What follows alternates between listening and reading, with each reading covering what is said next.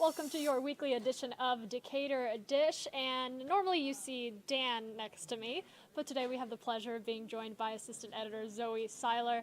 Zoe, the Decatur-ish community, the viewers are familiar with you, but for the folks here on Decatur Dish, possibly meeting you for the first time, tell us a little bit about your background. Sure. Yeah, as you just said, I'm the assistant editor for Decatur-ish, but most people probably see me out and about covering Decatur and Avondale Estates, so I'm at pretty much all the city commission meetings, all the Decatur school board meetings, all that good stuff, just trying to keep our readers informed. And we so appreciate everything you do to keep those readers informed. And us here at Atlanta News First, we enjoy partnering with you all. This is the Decatur Dish, where we talk all things DeKalb County. But a couple weeks ago, we did a segment with Zoe called Explain It to Me Like I'm 5, breaking down community issues that just require a little more explanation. So Zoe, I welcome you back to Explain It to Me Like I'm 5. First up, I'm going to give you a softball here. Decatur implementing new speed cameras and drivers that are going to be going. Zoe, I welcome you back to Explain It to Me Like I'm 5. First up, I'm going to give you a softball here. Decatur implementing new speed cameras and drivers that are going to be going through certain zones in the city are going to start being hit with some hefty fines if they're moving too fast.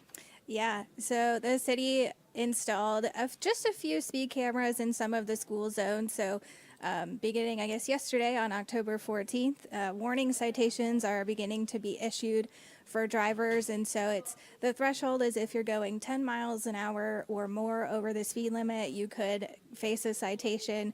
And so those cameras right now, I think, are located it's at Scott Boulevard in front of Westchester Elementary on West College Avenue, kind of by Beacon Hill Middle School and Oakhurst Elementary, and then on Claremont and Church Street covering Claremont Elementary, and then as well as South Candler covering Winona Park Elementary.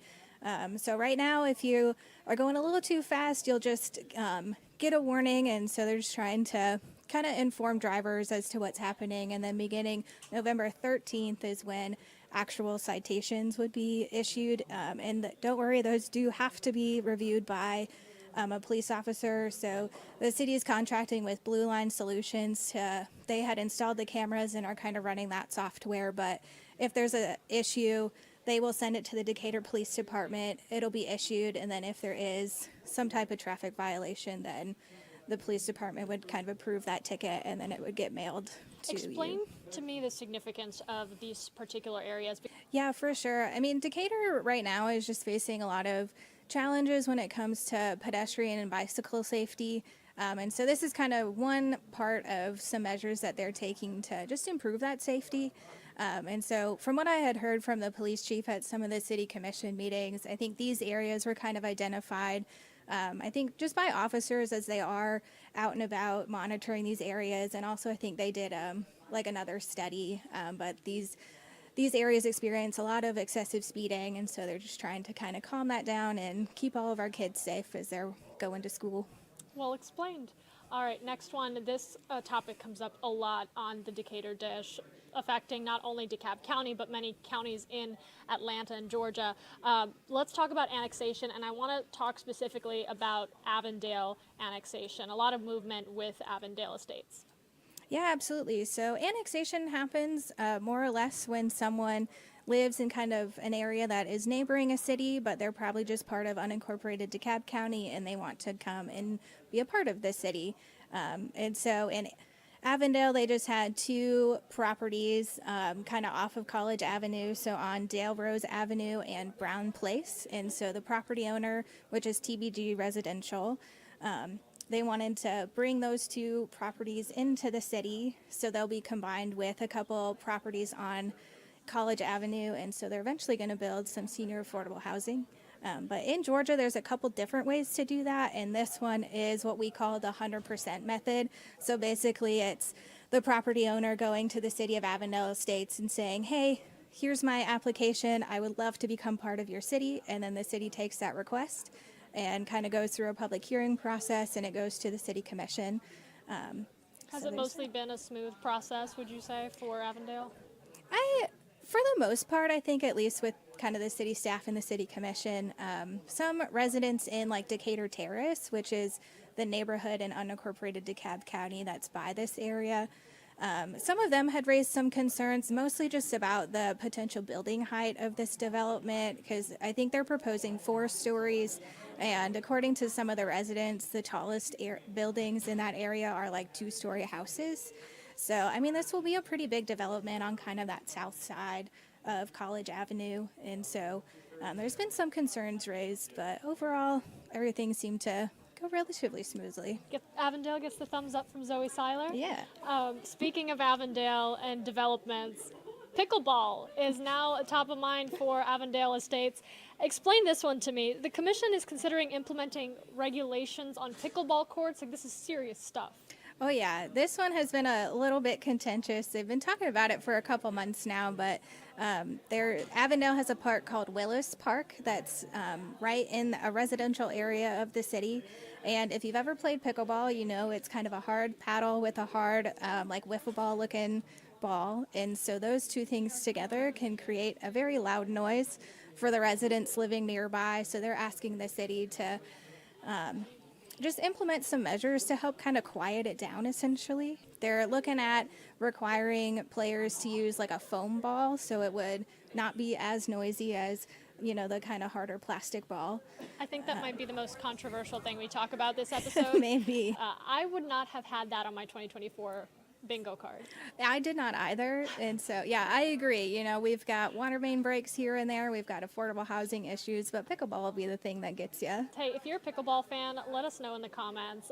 And we want to know what your opinion is of these regulations being considered out in Avondale Estates. All right. Explain it to me like I'm 5. Homestead exemptions, also a familiar topic here on Decatur Dish. Why does it keep coming back up in the news each time?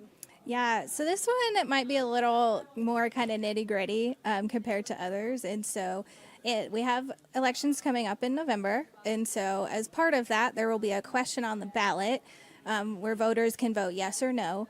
And so just to make sure I get the question right, it basically is asking if voters would want what we're calling a statewide exemption to limit the increases in assessed property value. And this would be, if it's passed, it would be an amendment to the Georgia Constitution.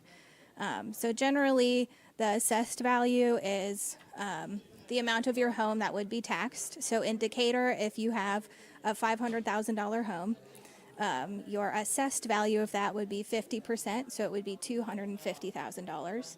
And so that's the amount that would be taxed. And then, but with this ballot question, it's essentially limiting how much your home value can increase from year to year, and it's basing it on what we're on the rate of inflation. So basically, if inflation grows by like 6%, for example, your home value then could not grow more than 6% that year. So for the voters, they have a total of 5 ballot questions. Homestead exemption is going to be a big one.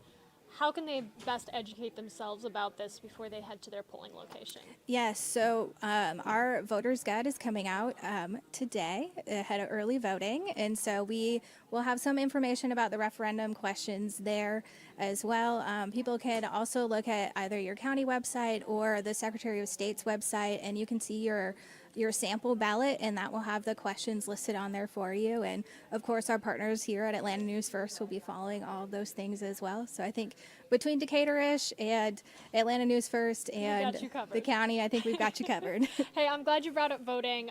Voting is so important, especially this year, 2024. We have a presidential election. I don't want folks to forget we have a lot of local races. Between now and November 5th, they get to make their voice heard, and they need as much information to be an educated voter. Yeah, absolutely. In DeKalb County, we do have a lot of uncontested races, but I would argue those are also just as important to vote for. So we'll have the county CEO, which is kind of basically the mayor of the county. So they're the head person in charge. So we'll have Lorraine Cocker-Johnson is running for that seat, and she does not have a challenger this year. We've got 6 out of the 7 county commission seats on the ballot.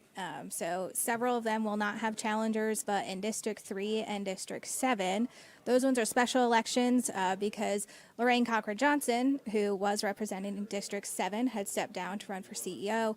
Larry Johnson was representing District 3. He stepped down to run for CEO as well. So those 2 seats need to be filled, and there's 4 candidates for each seat there. And then we've also got some other like the tax commissioner, the sheriff, just some of our other local elected officials in DeKalb. And then can't forget the presidential race, plus Congress and our state representatives as well.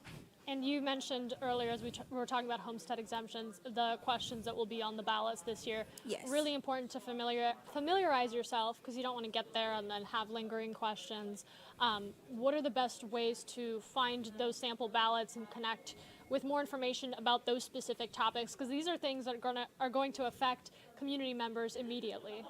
Yeah, absolutely. I think the best way would be to go to it's the Secretary of State's website, the My Voter page, and right there you can look at your voter registration status and your absentee ballot status if you have one of those, and that will have your specific sample ballot as well.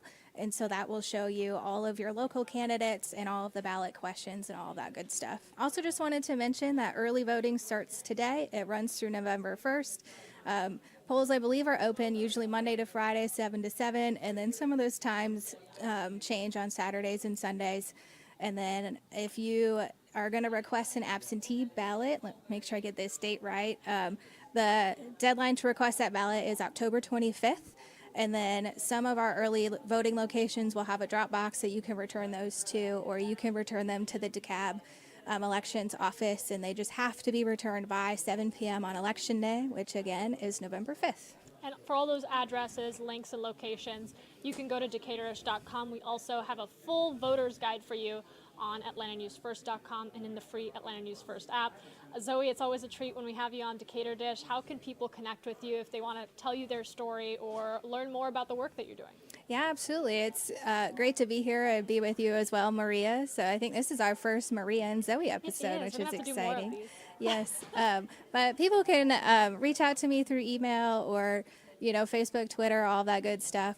So if you go to Decaturish.com, at the very bottom of the homepage is an About Us section, and that will have my email address on there. But feel free to reach out anytime. Well, we want to thank you so much for watching. Decatur Dish airs weekly Tuesdays, so make sure that you join us here at 12:30 every Tuesday, and we'll have more on what's going on out in DeKalb County. Thanks for watching.